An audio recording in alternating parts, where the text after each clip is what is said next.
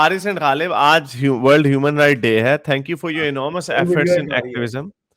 Now ice is melting in Pakistan. I hope so. I saw in this week a big change in regard of 295C. ये वाकई बहुत बड़ा change हम देख रहे हैं कि पहली दफा सर जो लोग डरते थे सलमान तासीर के बाद, मैंने कोई 20 के करीब इंटेलेक्चुअल्स को देखा है जिन्होंने कहा है कि ये क्या ब्लास्फेमी लॉ का नतीजा। 20 लोगों ने बोला people are talking now, highly appreciated. बहुत शुक्रिया सर, मगर एक बात याद रखें, ये हम पुश कर रहे हैं बाउंड्री को। जिससे जो भी जिसको भी ये तो तारीख फैसला करेगी। ये होगा क्योंकि जब हम बोलेंगे ना, हम इतना अगर खुल के बोलेंगे तो लोग आधा का तो बोल सकते हैं फिर छुप। एग्जैक्टली वही वो आर्मी नवाबी का जो कॉल है बड़ा जबरदस्त, वो उसका वो कॉल ही मैंने लिख देना कहीं पे, उसकी फोटो लगा के वो जो मीम नहीं बनाते थे मैंने वो बना देना। उसका कॉल है कि उसको किसी ने कहा कि आप बाउंड्रीज जो है ना क्रॉस कर जाते हैं, तो कहता है बाउंड्रीज क्रॉस नहीं करते हैं, बाउंड्रीज पुश करते हैं।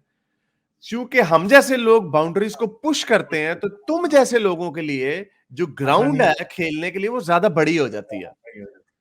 ये यही बात है कि जो लोग जितना मुंह फट होके बात करते हैं, तो आप लोग जो है ना पीछे हम चीख चीख के बात करते हैं, तो आप हल्की हल्की आवाज से बात करना शुरू हो जाते हैं। आप कहते हैं हाँ भाई चलो भाई इसके ऊपर बात हो सकती है। So this is very important. अब ये देखें, ये एक खातून ने ट्वीट की, पाकिस्तानी है, पाकिस्तान से की। उन्होंने कहा पाकिस्तानियों की कॉग्निटिव डिसोनेंस को तो देखो जरा। सियालकोट की जो लिंचिंग हुई है उसके बारे में एवरीवन, हर कोई ये कह रहा है कि इस्लाम में तो एक बंदे की जान लेना ऐसे है जैसे पूरी इंसानियत की जान ले लिया। तो अगर यही बात है तो अपने फलसफे पे अमल करो और ब्लास्फेमी लॉ को खत्म कर दो। ब्लास्फेमी लॉ तो कोई प्रॉब्लम नहीं होनी चाहिए, लेकिन नहीं, agreed, let's stop killing every even one person in the name of religion. नहीं, वहां पे नहीं। ये सर इन्होंने खादिम रिजवी के ड्रामे चलाए हुए के ओजी रसूलुल्लाह ने कहा कि बेहक नहीं मारना। अच्छा, फिर बाहक कौन सा होता है कत्ल?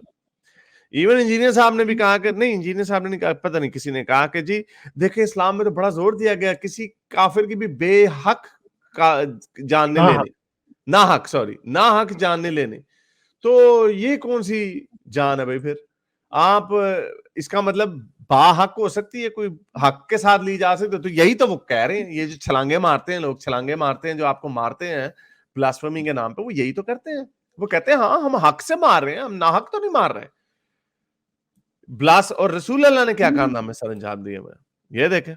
ये लाइफ ऑफ मोहम्मद है, इब्न कसीर की सीरा है कि एक बंदे की 2 गाने वाली, देवर 2 फीमेल सिंगर्स, फरताना उसका नाम था, मैंने आपको याद कराया ना, अस्मा बिनते मारवान, नादिर इब्न हारिथ, अबू अफाक और उकबा। और ये इसको भी याद कर लें, 2 गाना गाने वाली लड़कियां थी। फरताना एक का नाम था, फरताना, और उसकी सहेली, वो गाने गाया करती थी, रसूल अल्लाह का मजाक उड़ाती थी। तो फिर रसूल अल्लाह ने हुक्म दिया कि इन दोनों को कत्ल कर दो। तो वो गाना गाती थी। यानी अब आजकल के जमाने में कितनी पैरोडीज होती हैं, इमरान खान की बना दो पैरोडी, मोदी जी की बना दो, वगैरह वगैरह। रसूल अल्लाह ने कहा कि हैं मेरे खिलाफ गाना गा दिया, गर्दनें उतार दो। तो ये रसूल अल्लाह के कारनामे हैं। और दूसरी तरफ ये क्या करते थे सर? ये देखें, ये फजलुल करीम की ट्रांसलेशन है, उलमुद्दीन इमाम गजाली की किताब है। इसके अंदर क्या लिखा हुआ सर? हूरों के बारे में क्या लिखा हुआ? हूर एंड जेलमैन, बॉयज भी हैं, बॉयज सर। इसको हम डिटेल से भी करेंगे, लेकिन आज ये जो पैराग्राफ है मैं आपके सामने ये हूरों के हवाले से पूछूंगा। एक बंदे ने रसूल अल्लाह से पूछा, ओ प्रॉफिट ऑफ मोहम्मद, जो इनमेट्स होंगे, जो जन्नती लोग होंगे, क्या उनका डिंग डोंग होगा या नहीं? तो रसूल अल्लाह ने आगे से क्या जवाब दिया होगा? उन्होंने कहा कि जो भी जन्नत में होगा उसके अंदर सेक्सुअल ताकत होगी 7 बंदों जितनी, यानी 7 बंदों जितनी उनके अंदर ताकत होगी। अब 7 बंदों जितनी ताकत होगी तो क्या वो हाथी बन जाएगा? वो क्या पत्थर बड़े बड़े हिलाएगा? नहीं, वो डिंग डोंग करेगा नॉन स्टॉप। तो फिर प्रॉफिट ने कहा कि an inmate of paradise will have 500 houris. ये तो मुझे लगता है वो मुबालगा कर रहे होते थे रसूल अल्लाह। कभी छड़ी जाओ, छड़ी जाओ। कितनी हूरें होंगी? 500 हूरें होंगी और 4000 अनमैरिड औरतें होंगी और 8000 विडो और 8000 के करीब बेवा औरतें होंगी। चेक करें सर स्टैंडर्ड। 500 हूरें, 4000 कवारी लड़कियां और 8000 बेवा औरतें। Each of them will keep embracing him for the duration of his whole worldly time. यानी एक एक लड़की उनकी जफियां मारेगी इतनी लंबी देर तक जितनी उसकी पूरी जिंदगी होगी उम्र दुनिया पे। यानी 70 साल की अगर उसकी उम्र है तो 70 साल तक हर एक लड़की उसको जफी मारेगी। ओए ओए। He also said, अभी बात खत्म नहीं वैसे हुई। एम्ब्रेस का मतलब यहाँ पे मेरे ख्याल है 70 साल के सेक्स की बात हो रही है, जफी की नहीं हो रही बात। चलो हाँ, जफी, हाँ ये सेक्स की बात हो रही, जफी की नहीं हो रही, सही कह रहे। बात को हाँ हज़फ कर रहा है वो, उसको हाँ, शर्म आ रही जफी, है। उसको शर्म आ रही है माम का। जफी में क्या मजा, 70 साल की है। 70 साल की जफी, पता का परा मारून। अच्छा, उन्होंने आगे ही also said they will be markets in paradise. ओहो, जन्नत में भी, वहां पे भी मार्केटें लगेंगी, diamond market, in which there will be no buy and no sale. फिर फायदा क्या हुआ इस मार्केट का, है जहां पे कोई खरीदो फरोख्त नहीं होगी, लेकिन वहां पे मर्द और औरतें होंगी। अगर किसी मर्द का दिल करेगा किसी औरत के साथ डिंग डोंग करने को, तो वो फौरन कर लेगा। He will do at once. यानी वो मार्केट में जा रहा होगा बड़े मजे से, कहेगा हैं ये दब ठाका ठाक वहीं पे शुरू काम। दैट ये रसूलुल्लाह बड़ी डिटेल से बता रहे हैं। He will do it. The hoods will sing in paradise on divine purity and praise. और पीछे से स्लो म्यूजिक में हूरे गाना गा रही होंगी, आप वहां पे डिंग डोंग ढा ढा कर रहे होंगे, पीछे से हूरे गाना गा रही होंगी, मेरा प्यारा। The hoods will sing in paradise and divine purity and praise. We are most beautiful hoods and we are for the honored husbands. तो ये लारे लगाए हुए आपको रसूल अल्लाह ने कि क्या होना। और ये चैप्टर का नाम देख लें, हूर्स एंड जेलमैन, यानी ऊपर बच्चे भी होंगे, लड़के भी होंगे आपके पास। Ghalib, any comment? बस जी, क्या बस आप देखें, रसूल अल्लाह ने हर बंदे के लिए पूरी इंटरटेनमेंट रखी है। अगर वो स्ट्रेट है तो मर्दों के स्ट्रेट लिए, इंटरटेनमेंट, और हाँ मर्दों के लिए, मर्दों के लिए, औरतों के लिए नहीं। औरत तो इसी बेचारी किताब में। बैठी इंतजार करेगी, 70 उन्हों से बंदा सेक्स कर रहा है, औरत बैठी मुंह अड़ के मक्खियां गिन रही है, हाँ भाई क्या हो रहा है ये, हैं? वो हूरें इसी गिन रही होगी, पहली हो गई, दूसरी होगी। 70 साल अगर 70 उन्हों के साथ वो लगा रहा तो 4900 साल बैठी क्या करेगी? मक्खियां मारेगी। सोचे खुद। औरत के लिए तो टार्चर है। मतलब 4900 साल का पॉन किसने देखा होगा जिंदगी में आज? वो जो पीछे गाना चल रहा है ना, वो पता चल गया हमें। भला कौन सा गाना है? कौन सा? आओ हुजूर तुमको सितारों में ले चलूं।